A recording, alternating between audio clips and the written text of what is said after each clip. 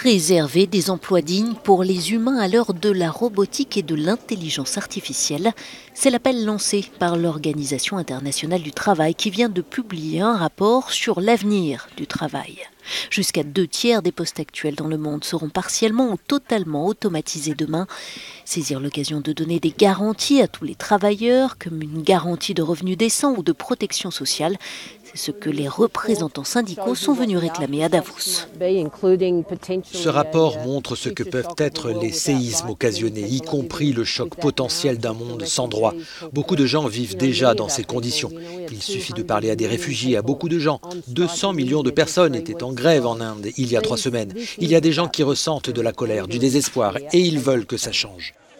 Un creusement des inégalités qui ne passe plus, comme en témoigne le mouvement des Gilets jaunes en France.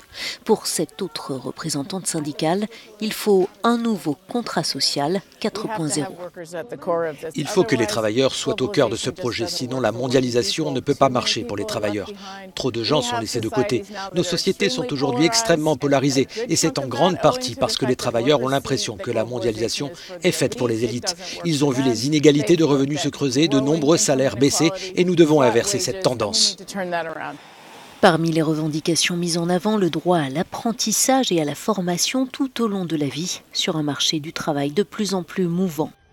L'OIT attend aussi beaucoup du verdissement des économies qui pourraient générer jusqu'à 24 millions d'emplois dans le monde.